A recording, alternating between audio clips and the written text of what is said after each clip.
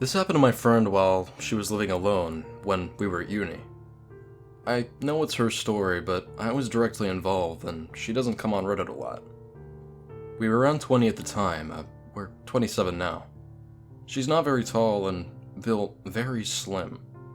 She lived in a one-bed flat in one of these big old Georgian tenements in Scotland. So there was a door to get into the block with a buzzer to each flat outside. You could only open the door with a fob or if someone buzzed you up, and steps and doors leading to each flat on the way up. There was a downstairs utility area and a back door leading to a yard with paving slabs. She was on the second floor. The doors to the flats were big, thick fire doors with a letterbox in the middle of the door. A chain on the inside and 2 key locks and a little peephole. The light from the close was always on so that the little peephole and underneath the door had light coming through. They were pretty safe so long as the downstairs door wasn't opened and you kept the chain on. Her place was all open planish and all sort of one big space. Her couch was sideways to the door so she could watch TV and then look to her left and see the door. The door itself was maybe 4 meters from the end of the couch. On one night around February, I guess, while she was watching TV, she hears a sort of scuffle noise from the door. She looks over and doesn't really see anything unusual. Figuring it was just somebody coming home and walking past, she continues watching her show. A few minutes later, she hears the same noise again. She looks over and there's nothing there. She does a double check at this point and she can see that the light, normally coming from that peephole, is being blocked out. She told me at this point that she just assumed it needed to be cleaned and hadn't noticed. But then decides to leave it and continue watching. I think at the time she was pretty into Merlin, so I think it was a bit she didn't really want to miss. About 15 minutes later, she hears another noise, a bit louder, and looks over. Just in time to see a man's arm being retracted from the letterbox. It had been all the way up to the shoulder, and he'd been trying to get in the lower lock. She kind of froze, and after, he pulled his arm back up so he was looking at her through the letterbox. She didn't do anything. She just stared back. Then quickly this guy turned and left. After about 10 minutes after he'd gone, she calmed down enough to call me. She was still a little in panic. The chain had been on and the door was locked on both locks. But he'd had his whole arm through the hole. And she had no idea how long he'd been there, or whatever. She couldn't believe it. I told her to stay put and went over there. Now, I'm hardly threatening, but I figured with the two of us, hopefully this guy wouldn't try again. It wasn't too dark out, so I was pretty safe. I told her to call the police, but she didn't really want to, which I can understand. She felt like it wasn't a big deal as nothing really bad actually happened. When I got there, I did a quick look up the stairs and I couldn't really see anyone, so I figured he must have scattered.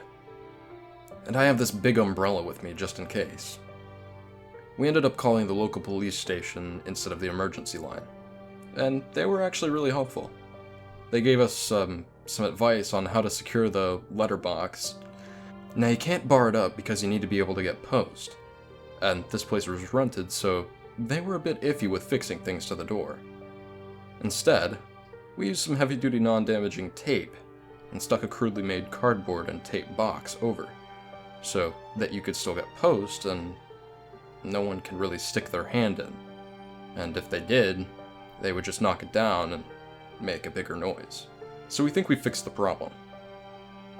Fast forward a couple of weeks, and she's home alone again, watching a movie and messaging me on her laptop.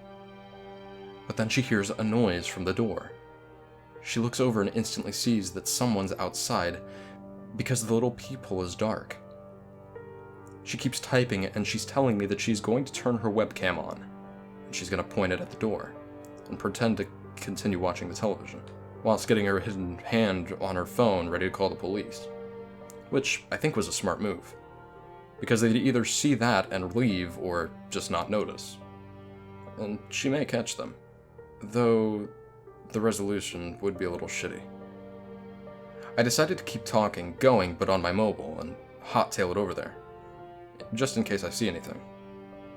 Anyway, this person just stood there for a good 5 to 10 minutes. Then she hears a soft shifting movement, and on the webcam, which, mind you, isn't exactly the best resolution, she could see the light. And next thing you know, she can hear this person is putting his arm through the letterbox. Again. Only this time there's our shitty-made box in the way. He hits that and it's not secured amazingly, so it sort of makes a big crunching noise and it gets stuck on his jacket. We left the tape so it would be sticky on the inside. As soon as he moved to put his arm through, she called the police and told them what was happening, and this guy had broken her property. And the whole time he's flailing his arms about trying to retract it. So the police lady stays on the phone and suddenly his arm is free and pulls it out. He says through the door, "I can come back." Calm as anything, and just leaves. By the time the police are there, she's a little calmer, but still doesn't have a clue who this person is. I arrived just before them, but about 15 minutes after, Peeper Creeper left, so I probably passed him on my way. They ended up talking to both of us, as I helped to put the box up, but I genuinely hadn't seen anyone, and other people who live in the tenant. Now, if the neighbors had been the chatty sort, she'd have known a lot more sooner. It turns out that they've seen this guy, and he'd been doing that for about 5 freaking weeks. Just never very loudly. Mainly just looking through the letterbox, and the neighbors had seen this guy wandering up and down. And he'd told them that he was her freaking landlord. Apparently normally carrying a large backpack-like bag. So apparently they didn't see anything wrong with this big burly man poking his arm into her flat. Which is mental. But they'd not seen that, I guess. I think maybe they thought that he was trying to carry out door maintenance with whatever was in the bag. The police were really interested in how he got in, seeing as you needed to be buzzed up without a fob. Turns out some lady in the top just automatically always pressed the open button whenever somebody buzzed, regardless of who it was. And on the most recent time, she had buzzed him in. And he'd been in the downstairs utility area. He'd even spoken to another resident. For about 3 hours before she got home and another 3 whilst she just sat there, apparently he'd also been in the backyard on the paves just watching the windows. At the back, where her bedroom was. And no one thought to mention anything? I mean, it's not a really bad area, but she's on her own. I'd have been suspicious. Anyway, her real landlord put up a small security camera and fixed a proper cage to the letterbox. He didn't really believe that there was a problem and thought it was likely just to be a prank or something. There were a couple of students in the tenant, until the police were involved. And though they saw a guy matching the description on the footage, he never did anything like that again. And after about 2 weeks, they never really saw anyone again. So, Mr. Letterbox Peeper, let's never meet.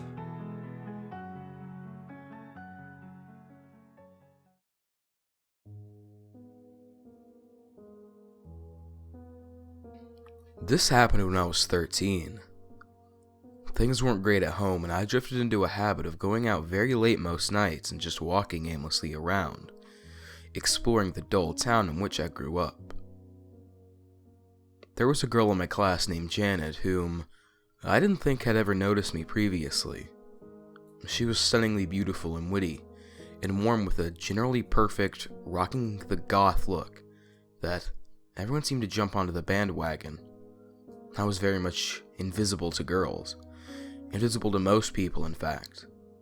Don't ask me how this came, as I'm unsure myself, but we began to meet up on some of these nocturnal excursions. Though we never became more than friends.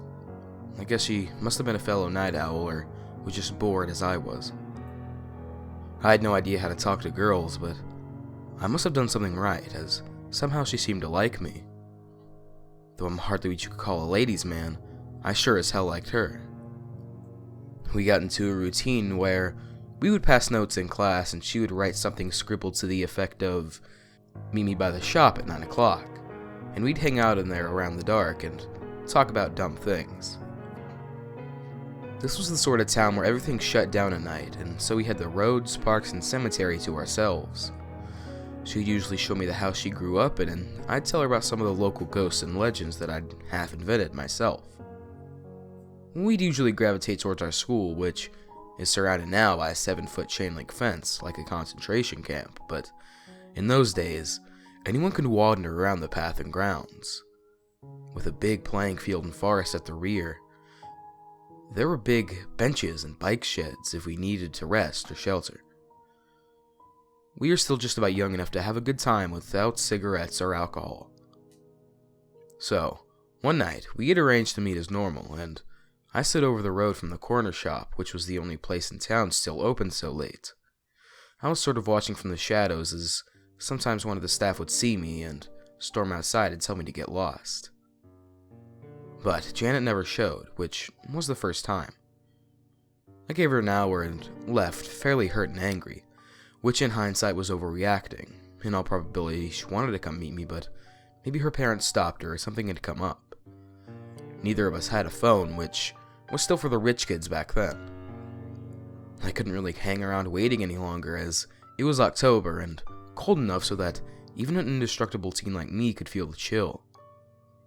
I wandered aimlessly until about midnight, when I wound up sat on an old bench overlooking our school, at the top of some long, gradual steps which led down to one of the several entrances to the sprawling school structures. I was miserable and dejected and could see my own breath, for like an idiot I was always underdressed for the cold British weather, and with only a thin sports jacket over a t-shirt, I was one of those kids who never needed much of a shove to sulk and strop, so I sat, shivered, and felt sorry for myself. Thoughts flashed through my head of suicide or self-harm until I noticed there was a light on at the bottom of the steps, which, strangely, I hadn't noticed earlier. The dim light shone through a small window in a door, which led to the school science block. This was bizarre. No one should have been inside the school at this hour. I sometimes stayed late, with a detention, and even a couple hours after the students left for the day. There were no cleaners or teachers left around, and the place was eerily deserted and as quiet as the grave. I decided to go have another look. I don't think I would have done it if I wasn't in such a lousy mood. I guess I figured that the evening couldn't get any worse, so I made my way down to the steps to the pale yellow glow, which seemed comforting, like a sanctuary from everything wrong with the world. My curiosity was quote-unquote off the scale, too. Maybe there's something exciting, like a robbery in progress, or some older kids who broke in looking for someplace warm to get high. The door to the school wasn't locked, and I saw the light was coming in from another door leading to the small room beneath some stairs, which I had never really noticed before. I cautiously entered into a nurse's station of sorts, a small room with a couple of old, battered school chairs and a mirror on the walk over a sink. It was stiffingly warm inside, though I saw no radiator and heard no heater. There were a couple of ancient yellowing posters on the walls about not passing on the flu or something similar. Just before I had announced my presence, a woman appeared in a small alcove and asked how she could help. I told her I'd seen the light and followed my feet. I realized my thoughts of death and dismemberment were draining and felt too foolish to tell her of such things. She had a manner about her which screamed that the only love she'd give was a tough variety. So, I said I wasn't sure what I wanted and politely inquired about her presence. She told me that she was always there at night, and as a crisis nurse, without going into specifics, and I was too shy to ask any more questions. It was a small town, and the school also acted as kind of a community center too, serving as a voting station and a blood donation center, and that sort of thing. So, To my naive 13-year-old mind, her story sorta checked out. She was tiny, and literally couldn't be more than 4 feet tall, and dressed like someone from the Salvation Army, with a khaki shirt and shorts, old-fashioned sandals, and a dark crimson sash around her stocky chest. I never saw her smile, but didn't really see this as strange or unfriendly until I thought about it later, also reflecting on how her language is cold for a nurse. They always call you love or dear and ask nice friendly questions and seem to want to talk, enjoy it even. Her attitude seemed formal and businesslike. Anyway, there was an awkward silence before she suggested that I must have known why I had arrived there, so I said that I guess I lacked direction, which was stupid to say but seemed appropriate at that time. She claimed she was part of a team of people to help those like me. I didn't understand what it meant at the time, but I went along with it. Showing no emotion, she began to speak of pills which might help. I mumbled a vague agreement, a little bewildered as I knew nothing really of medication back then, and she disappeared back around the corner where she had first emerged. I could hear cupboards and drawers opening, and tablets rattling in plastic jars. She told me she had just the thing to make me feel better, and spoke of doses and such like. But while she was talking in her low, soft, and slightly gravelly voice, I began to pay attention to my growing sense of dread. It dawned on me that I didn't like nor trusted this woman at all. Something was very wrong with the entire situation. Worse, I sensed that I was in real danger there and had to leave immediately. So while she was still on the back, rummaging and muttering, I slipped straight out the door and hurried home to bed, not looking back once. And I have no more memories of that night. When I awoke, the whole thing seemed unreal. I was only left with my recollection of rapidly disintegrating details, vague-like in a dream. I probably would have dismissed the whole thing as some bad nightmare if it weren't for breaking news at the school that morning. Janet had vanished at the night. She had gone out to meet someone and never returned. Everybody was talking about it, and speculation was predictably ridiculous, a smorgasbord of half-baked theories and vindictive gossip. They held an emergency assembly for everyone in our year, with a police officer stood on stage urging us to come forward if we knew or heard anything even vaguely strange or suspicious. Afterwards, officers spoke privately to some of Janet's closest friends. She had quite a few, as she was very well liked.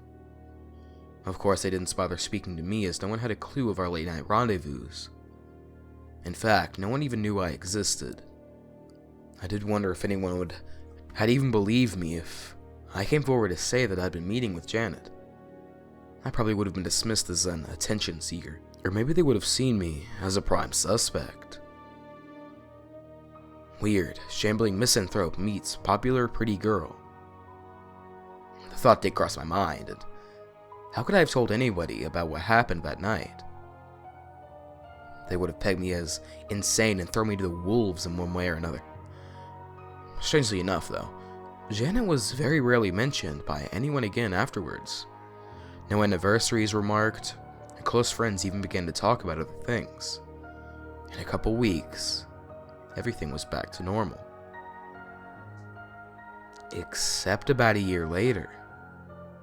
One of our teachers took down some old posters, and beneath one was a brightly scribbled permanent marker pen about Janet. Some stupid insult. The teacher froze for a moment and then remarked quietly about how she couldn't remember Janet's surname. Then she dismissed the whole thing and carried on with her day. I turned around to look back at the rest of the class, but nobody seemed to be listening. That was the last time I heard anybody say her name. She seemingly ceased to exist, which is strange to say the least. The police seemed to drop the case pretty soon, and an internet search throws up no records of her at all. I have no way of knowing if she got mixed up with some weird old woman that I encountered last night, but the whole thing seemed too bizarre to be coincidental. But all for I know, Janet ran away and joined the circus.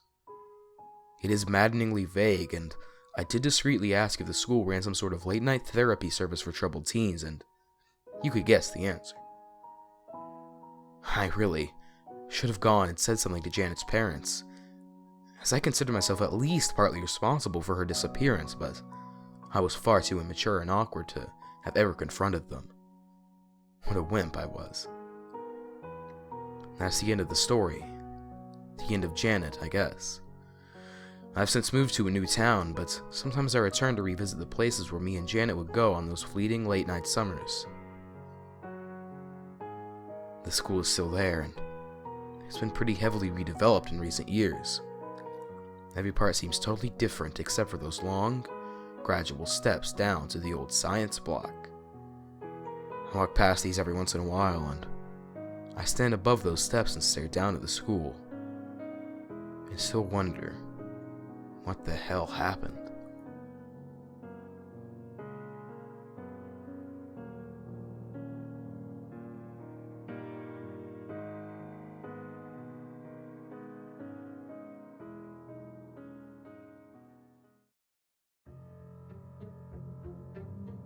I'm a biologist and frequently am by myself in remote locations. This occurred when I was 26 and somewhere between green and seasoned. I was surveying wetlands in a remote area of the Appalachians and in a region that is primarily dominated by thick pine forests. I always got on the county assessor site and printed off a map with landowner information so I wouldn't get tagged for trespassing. That'll get you shot. At this particular site, there was a driveway that ran through the U.S. Forest Service land, which is public. That allowed me to get into this area a little quicker. This driveway was absolutely public property. At no point did I trespass. I pulled onto this road that was clearly created by the USFS and pulled off to the side about 30 yards from this private entry gate. My vehicle was a state government marked vehicle. The forest is old-growth pine, but the outer edges of the forest is thick with undergrowth, forming a kind of wall before you get under the pines in a nice open understory. I walk about 200 yards in when nature calls. I make like a bear in the woods and do my business. I'm a biologist, so it's no big deal. Midway through, I hear yelling back at my truck. I think, great, now I have to deal with this. I'm wrapping up my business and getting ready to walk back to my truck when I hear gunshots. I stopped walking and thought, yeah, I'm not walking back to that. I was at a loss of what exactly I should do. I stood there for about a minute, considering my options, when I heard whoever it was breaking through the undergrowth on the edge of the forest. Shit, he's coming into the woods, I thought. Again, this is public property. I get this really bad vibe creeping up my spine, because this is absolutely the type of area where people just straight up disappear, and they do. It's very remote, and the communities are very closed. This county has more than double the amount of game wardens of other counties for a very good reason. I take off in a crouching jog, using my sense of direction to make it out to the main road, about 600 yards away. More gunshots. Except these have a crack to them. That means they're coming in my direction. There's no way he sees me. But maybe he's hearing me. Maybe he's firing above my head. Adrenaline kicks in 100% now, and I'm moving with a mix of terror and urgency to get to the main road. I eventually make it and hide under a bridge. I call a colleague and give him the details of where I am, so they can at least find my body. I then call 911. This was the first time in my life that I ever had to call 911, and the operator doesn't believe me. But eventually I get in touch with the deputy, and he doesn't believe me either. He gave me this, they're probably just shooting tin cans bullshit. It's Sunday night, 7 p.m., and he's too lazy to get off his ass. I move further away into a public hunting area, and finally a game warden stops in. He took me seriously, and few of the locals came by and commented about how that landowner is an asshole. He was from Louisiana, and he's not a local. I got along well with most of the locals I had encountered, so this made a little more sense. After about an hour, the deputy gives me a ride back to my state vehicle. That son of a bitch is parked on an ATV and had a rifle laid across his lap, waiting for me in the dark. The deputy and I get out of the car, and I just walk straight to my truck and leave. It's almost 9 p.m., and I had a 4-hour drive to get home, and I just had enough. At the time, I didn't want to talk to the guy, but now I wish I had. Who knows what conversation the deputy and him had. After this, I quietly started carrying a firearm in the field with me at all times. I'm glad I trusted my gut feeling and insisted on a police escort back to my truck. That was not an encounter or conversation I wanted to have with someone with an overly active trigger finger. I had all the guy's contact information from the county assessor site, and I thought about mailing him a map clearly stating where his property begins and ends, but I just let it go. Maybe he thought I was some type of creep or something. Displaced Louisianian? Let's not meet.